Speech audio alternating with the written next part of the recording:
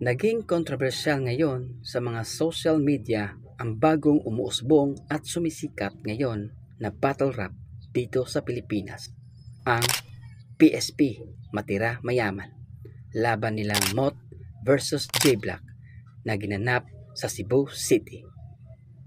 Naging dikit ang laban ng dalawang MCs na ito.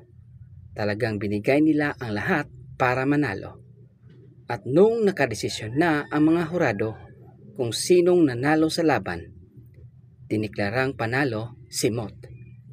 Pero hindi tanggap ng mga audience ang desisyon na ito.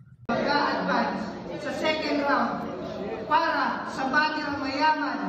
3, 2,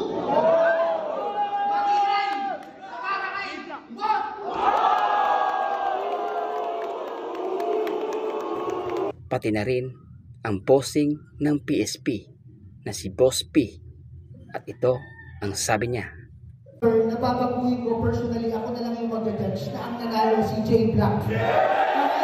First time in history sa mga Battle League sa mga nangyayari na ito na binago agad ang desisyon kung sino talaga ang nanalo. Imbis ang mga hurado pinili nilang manalo si Mot, binago agad ito ni Boss P ang desisyon. Pagkatapos ng laban na ito ay bumaha agad ang mga halong-halong komento sa mga social media ng mga netizens tungkol sa desisyon ng laban Mot versus J-Black sa PSP, Matira Mayaman. Nagsalita na rin si Boss P patungkol sa nangyari na ito at ipinaliwanag niya lahat para maunawaan ng mga tao bakit ginawa niya ang desisyon na iyon. Panoorin ang video na ito.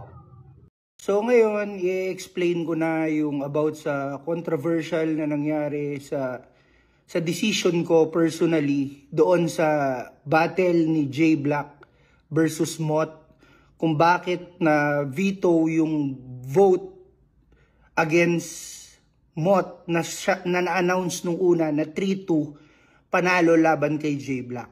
So ngayon, sinabi ko sa kanila yung isang house rules na if ever na mangyari, lalo na hindi naman barya-barya yung usapan dito sa Matira Mayaman.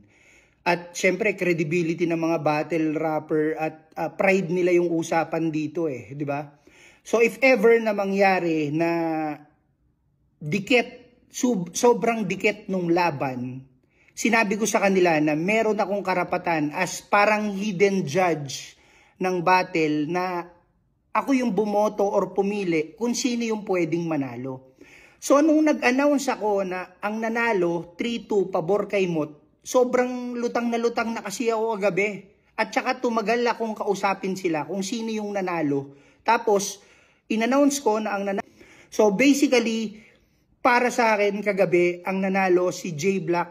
Kaya according sa house rules namin ng judging, ang panalo talaga si J-Black. So, para malinawan lang kayo lahat at hindi na kayo mag-isip ng kung ano-ano, panoorin nyo na lang yung video kung bakit ako personally ang naging desisyon ko si J-Black.